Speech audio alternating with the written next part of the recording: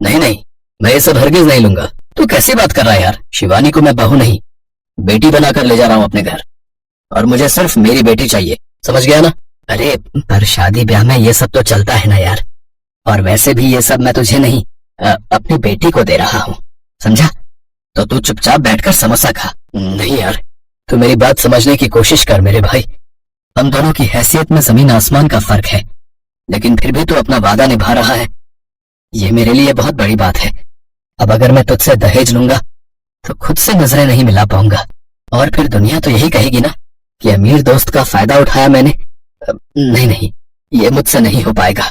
इतना कहकर शिवशंकर की आंखों में आंसू आ गए, और ये देखकर उसके बचपन के दोस्त रवि किशन ने आगे बढ़कर उसे गले से लगा लिया और कहा, अरे बस कर पगले, तेरी यही खुददारी तो है जिसे देखकर मैंने बचपन में ही अपनी शिवानी का रिश्ता तेरे सूरज से तय कर दिया था। मैं जानता हूँ कि सूरज तेरी ही परछाई है और लाखों में एक है वो।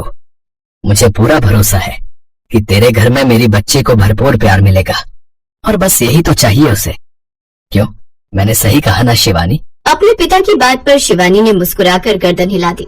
असल में सूरज और शिवानी का रिश्ता उनके बचपन में ही तय कर दिया गया था। रवि किशन और शिवशंकर बचपन के दोस्त थे। बीतते वक्त के साथ रवि किशन ने शहर आकर खूब तरक्की कर ली, लेकिन शिवशंकर खेतीबाड़ी संभालते हुए उसकी बराबरी न कर सका। लेकिन इस बात का उनकी दोस्ती पर कोई फर्क नहीं पड़ा, और न ही शिवानी और सूरज के रिश्ते पर, क्योंकि कहीं न कहीं उनके भी दिल बचपन से ही जुड़ चुके थे। Hello Shivani, I did it, मेरा वीजा अप्रूव हो गया। अरे वाह, कॉन्ग्रेचुलेशंस। मानते हो ना मैं लकी हूँ आपके लिए। अरे ये तो मैंने बचपन में ही मान लिया था, बट एक प्रॉब्लम है यार। अब क्या? मुझे शुरुआत में अकेले ही दुबई जाना होगा, बस 2-3 सालों की बात है। अच्छा, वैसे कब जाना है आपको? बस हमारी शादी के 2 हफ्तों के बाद। तुम मैनेज कर लोगी ना?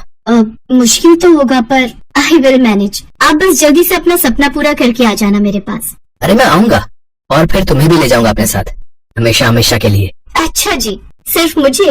नहीं नहीं, हम पूरी फैमिली के साथ दुबई शिफ्ट हो जाएंगे, सब एक साथ रहेंगे वहाँ। ओ मैडम, इतना आसान नहीं है। आसान नहीं है तो हम आसान बना लेंगे, आप अभी ज्यादा मत सोचो। सूरज शिवानी को वो हर खुशी देना चाहता था जो उसे उसके मायके में मिलती आई थी, और इसके लिए उसे कम वक्त में ज्यादा पैसा कमाना था। इसीलिए शादी के बस 2 हफ्तों के बाद अपनी नई नवेली दुल्हन को छोड़कर वो दुबई जा रहा था। इधर शिवानी उदास तो थी, लेकिन उसे लगता था कि दुबई जाकर अच्छी जॉब करना सूरज का सपना है। इसलिए उसने हंसते चेहरे के साथ सूरज को विदा किया और फिर, माँ जी मुझे कपड़े धोने थे, वॉशिंग मशीन कहाँ है? वही जहाँ से तुम्हारे पापा ने नहीं खरीदी तुम्हारे लिए। जी मैं कुछ समझी नहीं। हाँ हाँ, तुम कहाँ कुछ समझोगी, समझदारी का पूरा ठेका तो मेरे परिवार ने ही ले रखा है ना। यहाँ कोई मशीन नहीं है, हम सब हाथों से ही धोते हैं कपड़े। अब जी ठीक है। सूरज के पिता ने शिवानी के परिवार से किसी भी तरह का दहेज लेने से साफ इनकार कर दिया था, और इसी शर्त के साथ शिवानी और सूरज की शादी हुई थी। लेकिन इस बात से सूरज की माँ पार्वती बहुत नाराज थी। शादी के वक्त वो लाख कोशिश करके भी अपने पति का इरादा नहीं बदल सकी, लेकिन अब वो अपनी सारी भड़ास शिवानी पर उतार रही थी। बहू एक बात सुनो, ये इतने महंगे कपड़े पहनकर घूमने की जरूरत नहीं है यहाँ। अब तुम अपने बाप की हवेली में नहीं हो, ससुराल में हो, तो यहीं के रंग ढंग में रहो। तुम्हारे ये महंगे कपड़े देख देख कर मेरी बेटी का जी ललचाता है। अरे माँ जी, अगर ऐसी बात है तो मैं पापा से बोलकर सीमा के लिए भी ऐसे कपड़े मंगवा देती हूँ, अब कोई दिक्कत नहीं है। अगर दिक्कत नहीं थी तो पहले ही लेकर आने चाहिए थे ना। रहने तो अब कोई जरूरत नहीं है। माँ जी, पापा ने तो सब कुछ सोच कर रखा था, पर यहीं से मना किया गया था, इसीलिए। हाँ, और इसीलिए तुम्हारे अमीर खानदान को मौका मिल गया अपना असली रंग दिखाने का। रहने दो, शरीफ खानदान है हमारा, तो हमें तो मना करना ही था, मगर जिसे जो करना होता है ना वो कर ही देता है। इतना कहकर पार्वती तो वहाँ से चली गई, लेकिन शिवानी वहीं खड़ी सोचती रह गई कि इस सब में उसकी क्या गलती है, और अब वो आगे ये सब कैसे संभालेगी। पार्वती का उसके प्रति बर्ताव बीतते दिन के साथ और खराब होता जा रहा था, और तो और शिवानी की ननद सीमा भी इस सब में अपनी माँ का पूरा साथ दे रही थी। दोनों माँ बेटी ने घर का हर काम शिवानी पर ही डाल दिया था, और शिवानी किसी से बिना कुछ कहे सब कुछ सहती जा रही थी। उसके ससुर शिवशंकर इस सबका विरोध करना चाहते थे, लेकिन शायद ये शिवानी की खराब किस्मत ही थी कि उसकी शादी के बाद से ही शिवशंकर की तबीयत इतनी बिगड़ गई कि अब उनका बचना मुश्किल ही लग रहा था। पापा जी, आप मेरी बात मान लीजिए ना, मैं पापा से बोलकर आपका इलाज अच्छे हॉस्पिटल में करवा सकती हूँ। नहीं नहीं बेटा, तुम्हारे पापा का सामना करने की अब मुझ में हिम्मत नहीं है। कितने भरोसे के साथ उसने तुम्हें मेरे घर भेजा था, लेकिन यहाँ क्या हो रहा है मैं सब समझ रहा हूँ। और उससे भी शर्मनाक बात यह है कि मैं ये सब रोक भी नहीं पा रहा हूँ। बेटा, अब और जीने की इच्छा ही नहीं है मेरी, तो भला कोई डॉक्टर क्या ही कर लेगा। हो सके तो मुझे माफ कर देना बेटा, मेरा ये घर तुम्हारे लायक नहीं है। तुम चाहो तो अपने पापा से बात करके तुम वापस नहीं पापा जी, अब मेरा घर वो नहीं है, ये है, और यही मेरा परिवार भी है। और मेरे पापा ने हमेशा मुझे यही सिखाया है कि चाहे जो हो जाए अपने परिवार का साथ कभी नहीं छोड़ना। शिवानी की बात सुनकर शिवशंकर ने मुस्कुराते हुए उसके सिर पर हाथ फेरा, और बस यही वो पल था जब शिवशंकर ने अपनी आखिरी सांस ली और शिवानी के लिए मुसीबतें बढ़ने वाली। खा गई ये करम जली, खा गई मेरे पति को। बता तूने कैसे मेरे पति को, बता, वरना आज मैं तुझे जान से मार डालूंगी। नहीं माँ जी, मैंने कुछ नहीं किया है, ये गलत है। झूठ मत बोलो तुम। मैंने देखा था, पता नहीं पापा को क्या खिलाया तुमने जिसे खाते हैं पापा। अरे तो भैया को अब वही तुम्हारा हिसाब करेंगे। सूरज के आने का इंतजार शिवानी को भी था, क्योंकि वही उसकी आखिरी उम्मीद था। लेकिन शिवानी ये नहीं जानती थी कि दुबई से वापस लौटने वाला शख्स तो कोई और था। सूरज अच्छा हुआ जो आप आ गए। आप मुझे ले चलिए अपने साथ। अब मैं इस नरक में और नहीं रह सकती। देखिए ना माँ जी और सीमा मुझ पर कितना गलत इल्जाम लगा रही है। आज तक मैं चुप रही, लेकिन अब नहीं रहूंगी। शादी के बाद से इन दोनों ने कभी मुझसे सीधे मुंह बात नहीं की, और तो और मुझ पर घर का सारा काम ऐसे ला दिया जैसे मैं इस घर की बहू नहीं बल्कि नौकरानी हूँ। बस करो तुम, और कितना झूठ बोलोगी। माँ और सीमा ने मुझे पहले सब कुछ बता दिया था कि कैसे तुम यहाँ अपने अमीर बाप की धौंस दिखाकर सारा दिन बस बिस्तर तोड़ती रही। मेरी गलती थी, तुम्हें नादान समझकर कभी कुछ नहीं कहा। लेकिन अब जो तुमने किया है ना, उसके बाद ना तो इस घर में तुम्हारे लिए कोई जगह है और न ही मेरी जिंदगी में। इस एक पल में शिवानी के लिए सब कुछ खत्म हो गया। जिस ससुराल को वो अपना सब कुछ मानकर इतने दिनों से निभाने की कोशिश कर रही थी, वहीं से उसे अब बाहर का रास्ता दिखा दिया गया। और ऐसा करने वाला उसका पति ही था, जो अपनी माँ और बहन की बातों में आकर उससे रिश्ता तोड़ चुका था। यहाँ मेरा कोई नहीं है, ये मुझे बहुत पहले समझ जाना चाहिए था, लेकिन कोई बात नहीं। आज ये बात समझाने के लिए आपका बहुत बहुत शुक्रिया। इतना कहकर शिवानी अपना सामान लेकर निकल पड़ी और हमेशा के लिए अपने मायके वापस आ गई। सूरज और उसके परिवार से अब उसका कोई रिश्ता नहीं था, लेकिन कुछ था जो अभी होना बाकी था। 5 साल बाद। आप अब किससे मिलना है आपको? शिवानी, मुझे माफ कर दो। मैं जानता हूँ मैंने बहुत देर कर दी, लेकिन मैं अब लौट आया हूँ। अब जाकर मुझे समझ में आया कि असल में गलत तुम नहीं, बल्कि मेरी माँ और मेरी बहन थी, जिन्होंने हमारे घर को बर्बाद कर दिया। वो मुझे तुम्हारे खिलाफ भड़काती रही, लेकिन तुमने भी तो कभी कुछ नहीं कहा। वो तो अच्छा हुआ कि पापा की लिखी एक पुरानी चिट्ठी मुझे घर में पड़ी मिल गई, जिसमें उन्होंने माँ और सीमा की सारी सच्चाई लिख दी थी। पर पता नहीं वो चिट्ठी उन्होंने मुझे भेजी क्यों नहीं। खैर वो सब छोड़ो, मैं तुम्हें लेने आया हूँ शिवानी, चलो मेरे साथ। कहाँ? उस घर में जो कभी मेरा हो ही नहीं सका। माफ कीजिए मिस्टर सूरज, अब पराए घर में पराए लोगों के साथ रहने का ना तो मुझे कोई शौक है और ना ही जरूरत। अब मैं खुद के लिए काफी हूँ। और हाँ, आपकी जानकारी के लिए बता दूं कि आपके पापा की लिखी वो चिट्ठी मैंने ही आप तक नहीं पहुँचने दी थी, पर शायद वो मेरी सबसे बड़ी गलती थी, जिसे अब मैं कभी नहीं दोहराऊंगी। इतना कहकर शिवानी ने दरवाजा बंद कर दिया और सूरज बाहर खड़ा अपनी उन गलतियों पर पछताता रहा, जिनकी अब कोई माफी नहीं थी।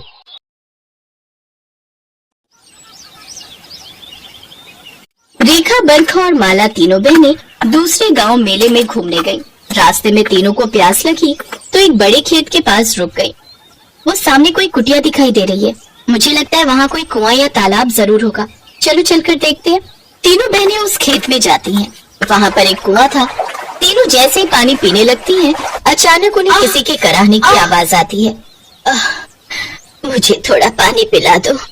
मैं कुएं से पानी नहीं खींच सकती क्योंकि मैं गर्भवती हूँ। मेरे पति भोजन की तलाश में गए हैं, उन्हें आने में बहुत देर हो गई, नहीं तो वो मेरे लिए कुएं से पानी खींचकर भर देते। अरे जब शरीर संभाला ही नहीं जाता तो गर्भवती क्यों होती हो? देखो तो कितना बड़ा पेट लटकाए बैठी हो। वही तो, जब खुद से कोई काम नहीं किया जाता तो गर्भवती होने की जरूरत क्या है? रेखा दीदी, बरखा दीदी, मुझे तो हंसी आ रही है। इतना मोटा पेट लेकर भला कौन रह सकता है? मैं तो कभी भी गर्भवती ना हूँ। मुझे तो ऐसा मोटा पेट और शरीर लेकर रहा ही नहीं जाएगा। चलो ना दीदी, इस औरत पर क्या ध्यान देना, हम कुएं से पानी पीते हैं ना। हाँ, चलो चलते हैं। हम क्या इसके नौकर हैं जो पहले इसके लिए पानी लाएंगे? हम खुद पानी पियेंगे, हमें बहुत प्यास लगी है। औरत दर्द से कराह रही थी, उसे प्यास भी लगी थी, पर तीनों बहनों ने उस औरत पर कोई तरस नहीं खाया। तभी उस औरत का पति, जो कि एक ऋषि था, और वो आ जाता है। खबरदार, जो कुएं से पानी भी पिया। तुमने मेरी पत्नी का मजाक उड़ाया है। विपदा के समय उसकी मदद नहीं की। एक गर्भवती स्त्री को दर्द से कराहते हुए देखकर भी तुम्हें जरा सी दया नहीं आई। मैं तुम तीनों को श्राप देता हूँ कि तुम तीनों अभी के अभी गर्भवती हो जाओगी। तभी तुम्हें पता चलेगा कि एक गर्भवती स्त्री की तकलीफ क्या होती है। वो ऋषि क्रोध में आकर तीनों बहनों को श्राप दे देता है। तीनों रोती हुई घर आ जाती हैं और सारी बात अपने भाई महेंद्र को बताती हैं। महेंद्र उन ऋषि और उनकी पत्नी को ढूंढता है, पर वहाँ खेत में अब उनकी कुटिया नहीं थी। न जाने वे दोनों कहाँ चले गए थे। महेंद्र अपनी बहनों के साथ घर लौट आता है। महेंद्र की तीनों बहनें गर्भवती हो चुकी थी। उनको गर्भावस्था में देखकर सारे गांव वाले उन पर थू थू कर रहे थे।